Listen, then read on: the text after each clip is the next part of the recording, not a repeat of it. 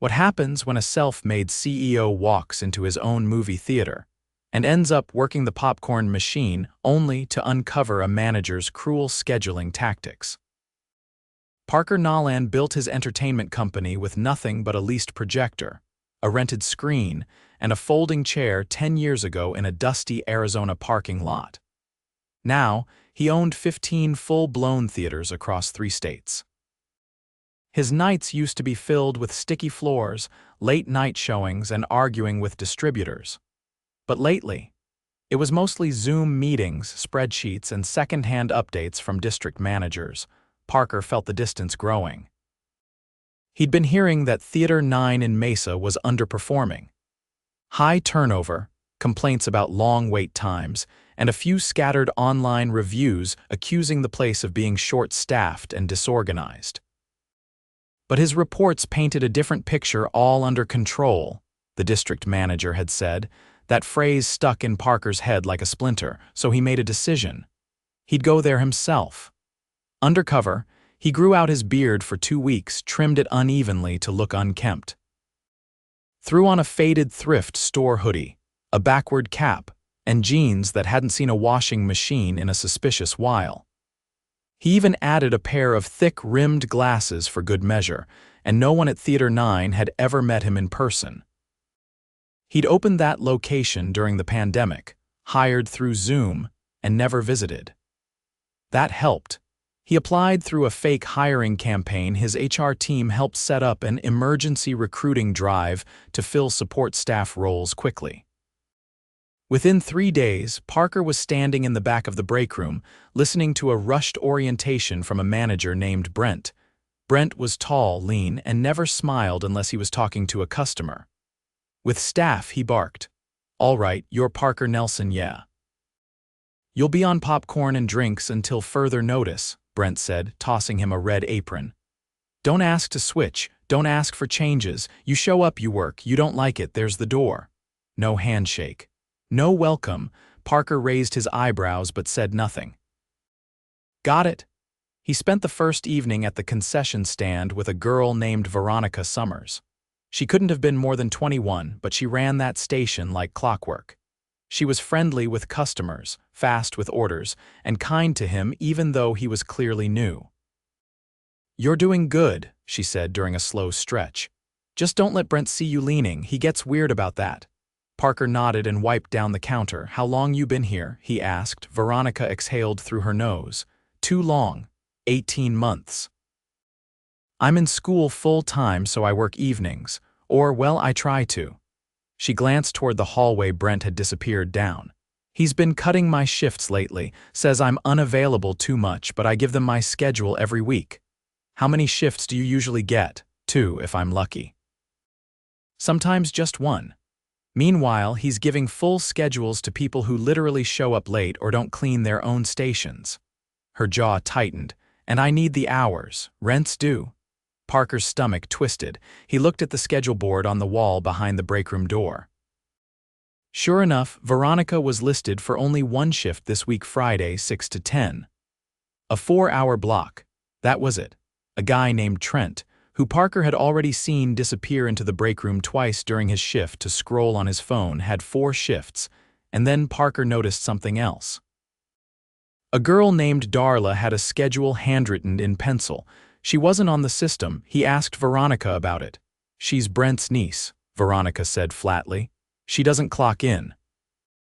Just shows up, works when she wants, gets paid under the table, I think." That night after his shift, Parker sat in his car staring at the dark theater facade. His mind was racing. He'd built this company to be a place where young people could get their start, where they'd be treated with respect, and now this. He came back the next night. Brent didn't acknowledge him, just waved him toward the popcorn machine. Veronica wasn't scheduled that night, but Trent was. Parker watched as Trent showed up 20 minutes late, didn't apologize, and took a smoke break an hour into the shift. Brent said nothing. By the end of the night, Parker had made up his mind. He'd give it 1 more day, then he'd make the call, but first he needed to see how far this went. Parker arrived 15 minutes early for his 3rd shift. The sun hadn't fully set yet. and the theater's neon marquee buzzed faintly against the dusk. Through the glass doors, he could already see Brent at the front counter, tapping away on the register with impatient energy. A younger employee in a navy polo, someone Parker hadn't met yet, stood nearby with his hands in his pockets, watching Brent with a nervous expression. As Parker stepped inside, Brent didn't say hello. "You're on cleanup tonight," Brent said without looking up. "Lobby, restrooms, theater sweeps. Don't need you behind concessions." Parker nodded once. "Where's the checklist?" Brent jerked his chin toward the supply closet. "In the binder." The other employee gave Parker a quick glance. He looked barely out of high school with a pale face and blotchy acne around his jawline. He leaned closer once Brent walked off to scold a girl at the ticket kiosk. "Name's Tyler," he said quietly. "Watch out, he's been in a mood since corporate called this morning." Parker kept his voice low. "About what?" Tyler shrugged. "No idea. He's been barking at everyone since noon." Parker retrieved the binder and scanned the list. It was longer than any single shift could reasonably cover. Deep cleans, mirror checks, gum scrapes, trash rotations every 30 minutes. It looked like someone had added tasks just to fill space. As he pushed the mop bucket toward the main hallway, he caught a glimpse of Darla leaning against the wall near the arcade machines, scrolling through her phone. She wasn't in uniform, just a cropped sweatshirt and leggings, and she didn't move when customers walked past her. Parker cleaned in silence for the next half hour, moving from one popcorn-strewn auditorium to the next, until he entered Theater 3 and found Veronica scrubbing soda from the carpet with a damp towel. He paused at the door. "Thought you weren't scheduled tonight." "I wasn't," she said, not looking up. "Brent called me in last second, said someone bailed. You get overtime," she laughed bitterly. "I'm not even on the clock. He said he'd make it up to me next week." Parker stared at her. "You're cleaning for free." Veronica stood, tossed the towel into a plastic bin, and wiped her hands on her jeans. "I can't afford to say no. I already lost my Saturday shift." "Why?" "No reason. Just saw my name disappear from the board this morning." Parker's jaw tightened. "And Darla? She's got 3 shifts this weekend, same as always." Parker didn't say anything, not yet, not until he had more. The next 2 hours were a blur of restroom checks, overflowing bins, and scattered drink cups. The lobby grew crowded as the evening rush came in. A group of customers waited nearly 15 minutes in line, only one register open. Trent was supposed to be helping, but Parker saw him standing behind the soda fountain, scrolling his phone again. Brent didn't intervene. Just leaned against the counter, chatting with Darla, laughing at something on her screen. By 9, the trash bins were full again, and Parker was dragging them out back when he caught sight of an older woman stacking empty boxes by the loading dock. Her name tag read Maria. She looked exhausted, her shoulders hunched, her movements slow and deliberate. "You need a hand," Parker offered. She looked startled, then gave a small nod. "These go in the bin, but the lock's jammed." He helped her shift the cardboard aside and wrestled the latch loose. As they stacked the boxes, she glanced at him. "You're the new guy." "Yeah, just started 2 days ago." Maria wiped her forehead with her sleeve. "Brent likes to test the new ones. See how much you'll take before you quit." "He do that to you?" She didn't answer for a moment. Then, "He doesn't talk to me much, doesn't think I understand English." Parker's stomach turned. "Do you?" She gave a tired smile. "I speak 4 languages." He stared at her. "And he still ignores you. Unless something breaks, then it's my fault."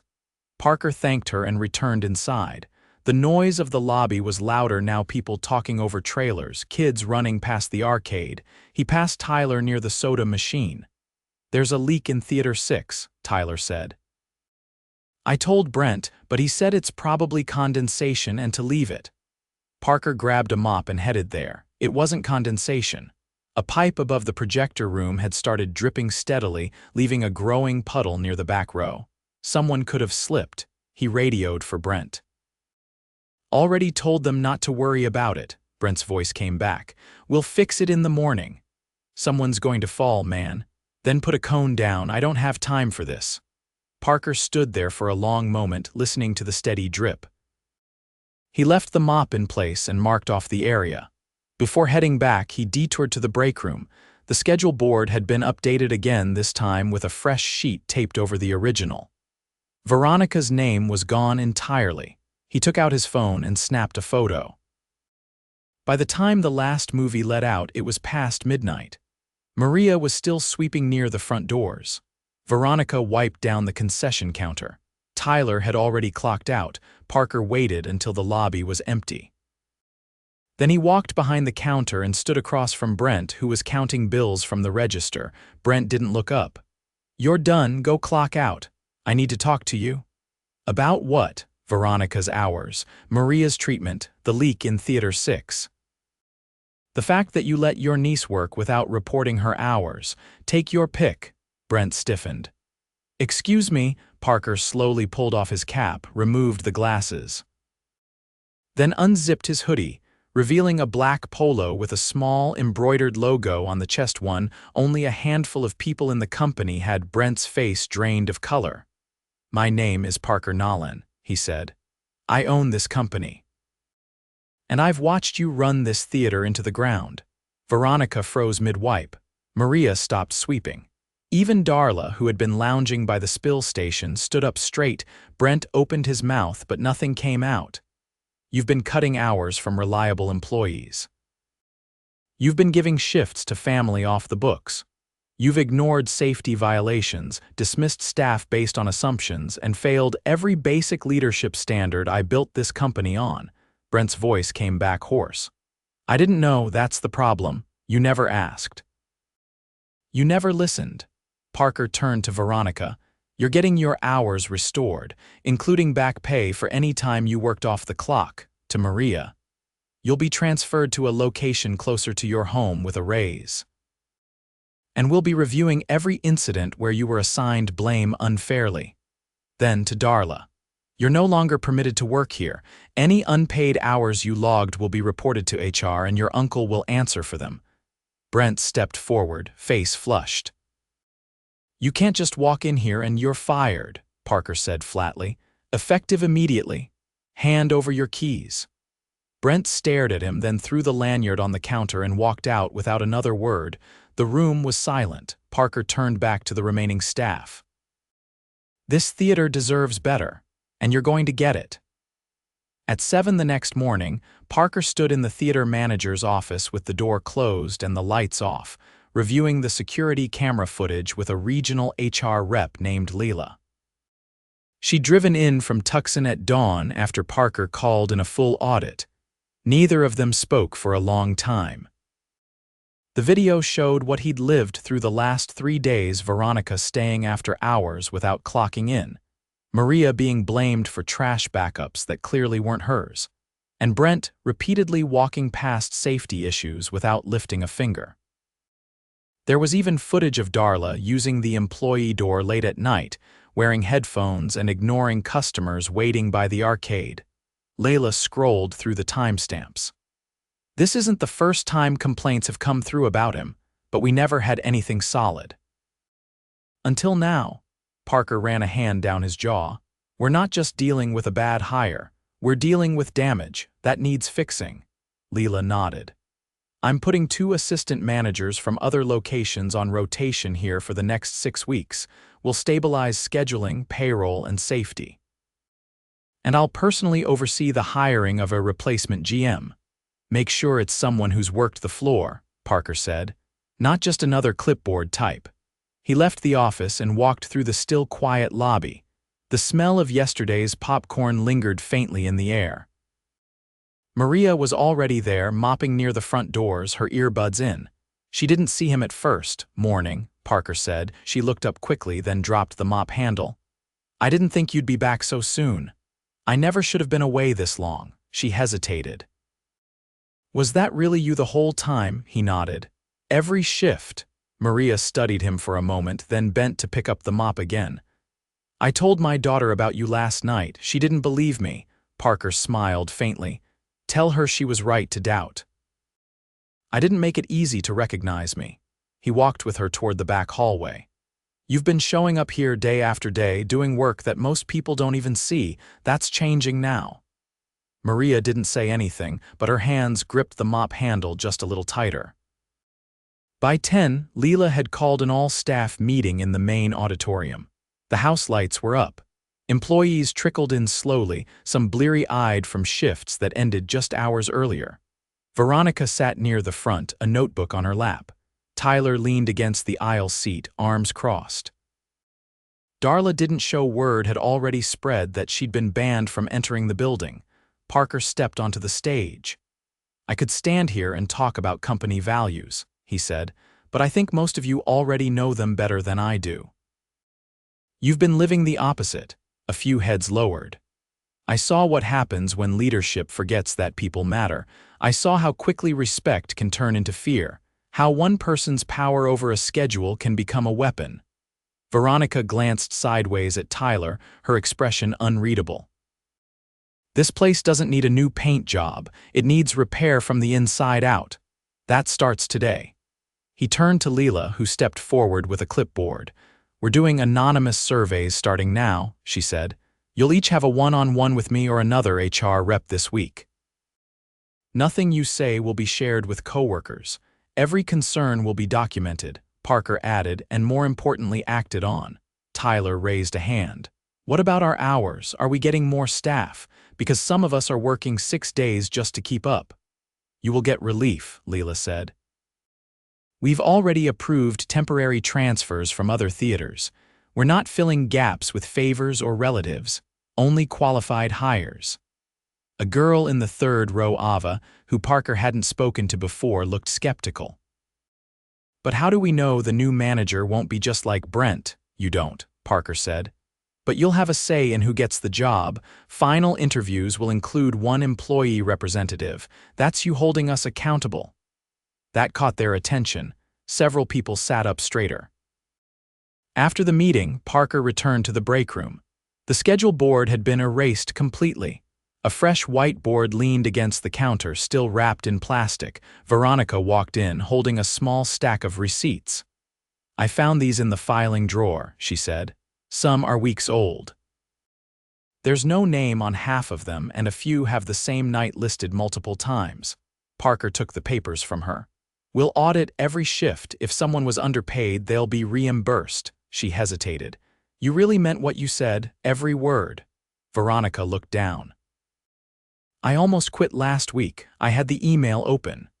But then I thought, what if I just hold out until summer classes end?" Parker folded the receipts carefully. "You shouldn't have to survive your job." She blinked hard, then nodded. Later that afternoon, deliveries arrived late. The vendor driver explained that the theater had been placed on a low-priority route because of repeated missed payments. Leela pulled up the purchasing logs. Brent had been skimming the supply orders, marking down items that never arrived. Parker approved a full restocking on the spot. That meant a few employees had to stay extra to unload pallets, but this time it was voluntary and paid. Maria chose to help, and so did Tyler. By early evening, the lobby was clean, the floors polished, and the popcorn machine gleamed inside and out. The night crew arrived, 3 new faces from other locations, briefly introduced by Leela. Each had worked concessions, handled box office crowds, and cleaned theaters in their first roles years ago. Veronica met one of them, a woman named Elise, with cautious curiosity. "You were at the Glendale location, right?" Veronica asked. Elise nodded. 4 years, started at the bottom like everyone else." Veronica studied her a moment longer. "Then I'm glad you're here." Elise gave her a small nod and rolled up her sleeves. Parker watched from near the ticket counter. His mind wasn't on the logistics anymore. It was on the people, on what they'd endured quietly, and how easily it had almost gone unseen. He moved toward the projector hallway and found himself standing outside Theater 6. The leak had been repaired this morning, the carpet still slightly discolored but drying fast. He stepped inside. The room was empty, the screen dark. He sat down in the back row where that puddle had spread just 2 nights ago. He could still hear the steady drip that haunted his thoughts. Then he heard footsteps. Maria entered slowly, holding a folded stack of towels. She paused when she saw him, then smiled faintly. I used to sit in here after close, just for a few minutes, she said. It was the only quiet part of my day, Parker nodded. You're welcome to again. But next time clock out after, she chuckled. Deal. They sat in silence a moment longer, the hush of the room wrapping around them like a curtain. From the hallway came the scent of fresh popcorn, not burnt, not rushed, just right. Parker stood. I'll be back next week. No disguise. Maria raised an eyebrow. Still working? No, he said. Just watching and listening. She nodded once. We'll hold you to it. He left the theater and stepped into the lobby where customers were already trickling in for the early evening shows. The kiosk screens glowed, the concession crew moved with crisp efficiency. And for the first time in a long time, Theater 9 didn't feel like it was surviving. It felt like it was beginning again. The following week, Parker returned to Theater 9 without the hoodie, glasses, or fake last name. He walked through the front doors at 11 in the morning wearing a Navy company polo and a lanyard with his actual ID badge. This time, employees didn't avoid eye contact. They paused. Some looked unsure, others curious. None of them had seen a company owner walk through the lobby like a regular team member before. He didn't call a meeting. He didn't make an announcement. He just walked the floor. The early shift was already in motion. Tyler was restocking candy and checking expiration dates. He looked up, then down again, clearly unsure how to act. You're not in trouble, Parker said. Just making rounds. Tyler nodded slowly. Feels weird not seeing Brent pacing around. Weird good or weird bad? Tyler cracked a dry grin. Mostly good. Behind concessions, Elise was coaching two new hires on how to pace orders during rushes. They were both high school seniors, nervous, but listening carefully. Elise gave a small wave when she saw Parker, then turned back to her trainees without missing a beat. Parker stepped behind the counter and waited until she finished her sentence. You've got them moving well, he said. They're sharp. One of them noticed the butter machine leaking before I did. Keep them close, Parker said. Smart eyes are rare. He headed down the hallway toward the back offices. The door to the manager's office was open but empty. Leela had left 2 days ago, but not before installing interim procedures and a rotating oversight schedule drawn from other locations. The new whiteboard schedule was filled in with symmetrical shifts and visible break coverage. No handwritten names. No erasures. On the way out, Parker passed Veronica, who was wiping down the soda dispensers with one hand and holding a small clipboard in the other. She glanced up at him as he walked by. You've got the clipboard now, he asked. I'm auditing food waste, she said. Elise asked if I'd help track where we're over-ordering. That's not usually a floor employee's job. I said yes anyway. Parker studied her for a moment. Her voice had a new kind of steadiness in it, not polite, certain. Let me know what you find, he said. If we're wasting product, we're wasting money. She nodded and returned to scrubbing the counter. In the projection booth, the leak above Theater 6 had been sealed and painted over. The equipment had been cleaned, 2 no more soda cans or dust-covered manuals lying around. One of the assistant managers from a sister location, a quiet man named Devin, was calibrating the digital system when Parker stepped in. Everything holding up? Parker asked. Devin didn't look away from the monitor. Your Mesa location has the strongest visual calibration I've seen in a while. Whoever installed these knew what they were doing. They did. I just forgot to check whether anyone was still maintaining it. Devin adjusted a few sliders, then finally turned to face him. They are now. At 2 in the afternoon, Parker slipped into Theater 4 during a matinee showing of a family movie. The room was half full. Parents and kids scattered across the seats, buckets of popcorn on every lap. He stood in the back for a moment, scanning the crowd. A boy spilled his drink near the aisle. Within 30 seconds, one of the new hires was already there with a towel and a plastic cone. No panic, no raised voices. Just a quiet fix. That night, Parker stayed through the evening shift without formally announcing it. He rotated between stations, asked questions, took notes. At one point, he helped carry in a late delivery of bottled water. No one treated him like a guest. They handed him crates. Around 9, he found Veronica in the break room, scribbling something in a small notebook. "Inventory," he asked, sort of. "I'm mapping out a better way to stagger breaks. Right now, we're still getting slammed between 7 and 8. You think it's a staffing problem, it's a coverage problem. We have the bodies, we're just stacking them wrong. Too many at open, not enough at peak." Parker leaned against the wall. "Why are you doing this?" She didn't look up. "Because I've been here long enough to see what doesn't work." He waited a second. "You want to move into management?" Veronica blinked, then slowly set the pen down. "No one's ever asked me that before." "I'm not asking for a resume, I'm asking if you're interested." She thought for a moment. "I don't know, maybe I like fixing things, but I don't want to become another Brent." "Then don't," Parker said. "We don't need another Brent, we need someone who listens." She nodded once. "Then yeah, maybe I am." Parker pushed off the wall. "Come in next week for a walkthrough with Devin. See if it fits." She picked up the pen again. "All right." The next day, Parker returned to headquarters. He didn't send a memo, he didn't hold a press conference, but he did pull every district manager into a private video call. "We've got 15 locations," he said. "And I only know for sure how one of them really runs. That's a failure on my part." None of them spoke. "So here's what's changing. Every location will now conduct quarterly anonymous audits. Employee reps will sit in on final hiring decisions for management roles. No more internal promotions without a full performance review, and any complaint left unresolved for more than 2 weeks will trigger an automatic third-party review." One of the managers raised a hand. "With respect, sir, that's going to slow down our hiring process." "Good," Parker said. "If it slows us down, it means we're finally looking." He clicked off the call. The following Friday, Theater 9 held a staff appreciation night after closing. No guests, just employees. Pizza, music, and a surprise delivery of new uniforms that actually fit and weren't faded or torn. Parker didn't attend. He didn't need to. He'd already said what needed to be said. Instead, he drove past the theater around 10, slow enough to see the lights still on inside. Through the front doors, he caught a glimpse of people laughing near the concession counter. Tyler was tossing a rubber glove toward a trash can like a basketball.